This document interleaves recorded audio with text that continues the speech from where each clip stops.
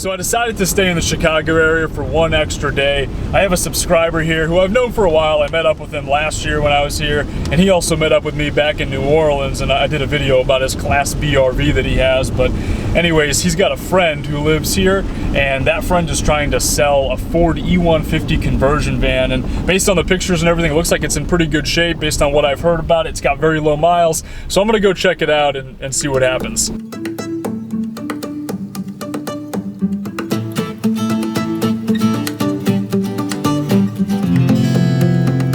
It's not really the nicest day today. It's been like pouring rain for the past 24 hours straight pretty much, and definitely not the best day to be looking at vans or anything like that, but I figured I had to give this one a chance. Like I said, it's a 1996 Ford E150 conversion. Pictures look like it's in pretty good shape, and it has really low miles, like 79,000 miles I believe on the odometer.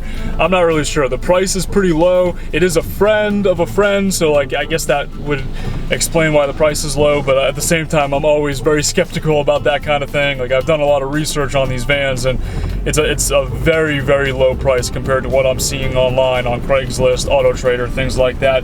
It is it's a Midwestern van, upper Midwest, so it's definitely got some rust underneath. I don't know if it's going to be like frame rust or if it's just a minor surface rust. If it is that and everything else looks good, it's possible that I go for it. But I want to take a look at it, get a better idea of what's going on. At the very least, get the experience of looking at something this size, and then kind of play with ideas in my head for layouts and stuff like that, and then see what happens. My biggest concerns are checking on the severity of the rust underneath. Obviously, that's probably at the top of the list here. And then like the low miles is a little bit of a concern, like how long was it sitting for, trying to get information on that.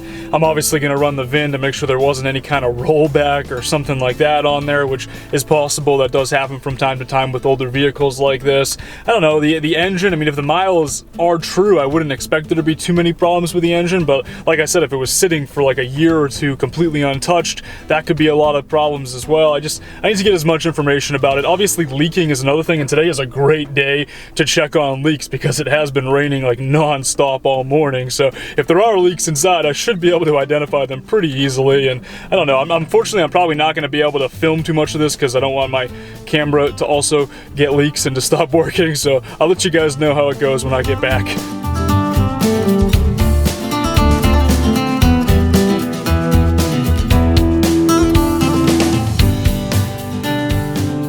So it's like 11 o'clock now.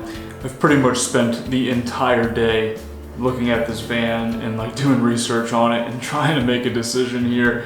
Not an easy one necessarily. The price is definitely right. It's way below market value on the van, but there are a handful of issues that have been bothering me. By the way, this is one of my subscribers lives in like an apartment complex area, and they have these like really nice little conference rooms to be able to work and set up in, so he let me work there. Thanks again, Lewis, for letting me hang out here for a few hours and try to figure this out and do some work and some research. And you know, some of the issues with the van, minor stuff for sure, and then there's some major things as well. You know, the biggest things, like the AC doesn't work. That's something that concerns me. You know, like it has to be recharged, the guy says. He's a mechanic. I trust him, but at the same time, like it never just has to be recharged, right? There's always something more with an AC. There's probably a leak in the system. There's a reason why it needs to be recharged. So I'm assuming that there's a problem there. There's a lot of rust on this van. I'm sure you can already see from the pictures and the videos that I've shown so far. And the roof has a ton of rust on it. Like it looks absolutely terrible. It looks like it's just surface rust. It doesn't look like it's leaking. I checked everywhere inside, but it is pretty terrible looking. Underneath, there's a lot of rust too, and that's really freaking me out. You know, I bought the Element, it didn't have a lot of rust on it. It was in pretty good shape. You know, a little bit of rust underneath, but it was from New Orleans. It spent pretty much its whole life in the South, and you know, like this is the complete opposite of that. So definitely something that I'm concerned about. Like the frame underneath has surface rust on it. I wasn't able to like poke through it at all, but I didn't really use like a piece of metal. So I don't know, like it's definitely something I'm concerned about. And then there's other little issues like the gas tank. There's a leak in the filler line there, like the hose at the top, and that's a problem. Like when you're trying to fill it up, it leaks. The guy is actually working on fixing that, probably right now or probably tomorrow morning or something like that. That's something that he's gonna do. It's getting pretty late. I'm exhausted, definitely ready to go to bed. So I'm gonna sleep on it tonight, and then try to make this decision in the morning. A big part of me is not really ready to even think about getting rid of the Element, but then part of me also knows that I'm eventually gonna need to buy another van at some point, and I want something that's gonna be bigger, that I'm gonna be able to maybe even put a high top on or convert and make it as just a bigger living space inside, something that I can have a desk in so that I can work in it, and that works a little bit better than the Element. So that's what's going through my mind. You know, I have an opportunity here to buy a vehicle with really low miles that seems to drive really well. It has a clean title. You know, I ran the VIN, I did the Carfax and everything like that. I mean, everything seems to work out. I mean, but like I said before, there are certain concerns here that are preventing me from just automatically pulling the trigger. I mean, I literally met with the guy today, guys, with cash in hand and was about to buy it, and then we talked about that whole gas tank issue, which is a major problem. So he's gonna fix that, and then we're gonna revisit it all, but we'll see what happens, you know. I'm gonna sleep on it tonight, like I said, and I'll let you guys know what I decide.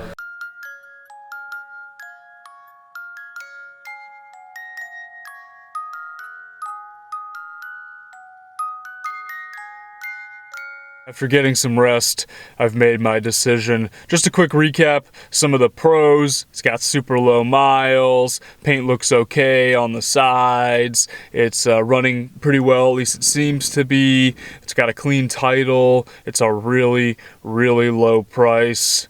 Some of the cons: it's covered in rust on the roof and on the undercarriage. The AC doesn't work. There's other problems that are going on. The gas tank doesn't fill up without leaking a gallon of gas every time that you try to fill it up. There's other issues as well mechanically, and just the fact that I'm not ready for it. The fact that I would have to, in theory, buy it and then drive it 1,000 miles like the next day after it was ready to go, and have no idea what could possibly happen, and then fly myself back out here to get the Element and drive again. It's not really adding up. So if you can tell based on what I've said so far, I have decided not to buy this van. I am curious, post a comment below, what would you do in this situation? Would you buy this van? I've given you most of the details here. The price would have been, I guess, $1,300.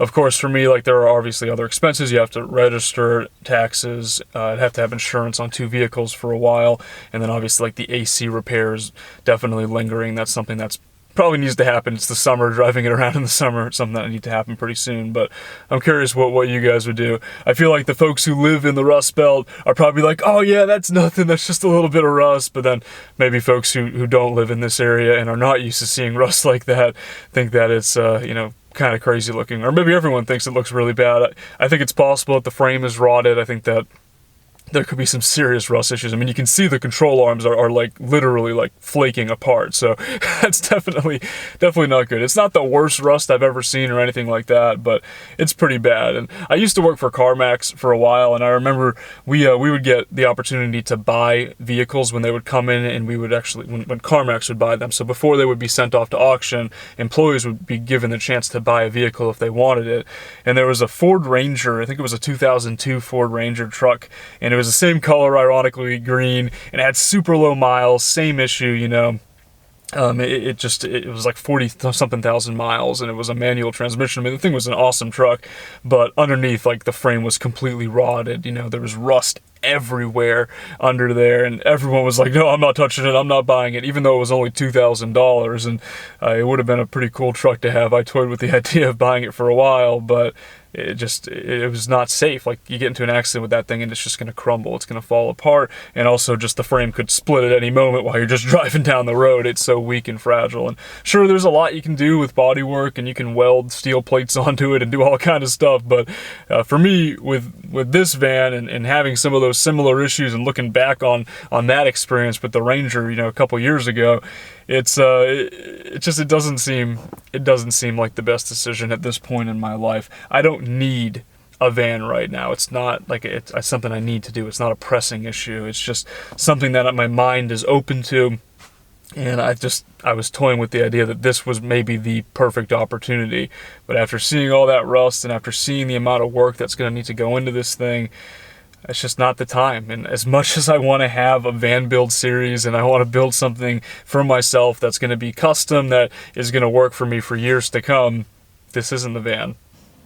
I'm gonna go put this money back in the bank right now. Even though it looks pretty cool, I don't really like driving around with $1,300 cash. Probably not the best decision, so I'm gonna go put that away and then hit the road. I'm gonna drive up to Wisconsin today, probably the Sheboygan area. There's a chance that we're gonna get a little wind swell on Lake Michigan in the next couple of days. It's a slight chance, but could happen, and that'd be pretty cool to get the chance to surf on Lake Michigan. I've never had the chance to surf any of the Great Lakes before, so we'll see what happens. I'll probably have to rent a longboard because it's gonna be pretty small.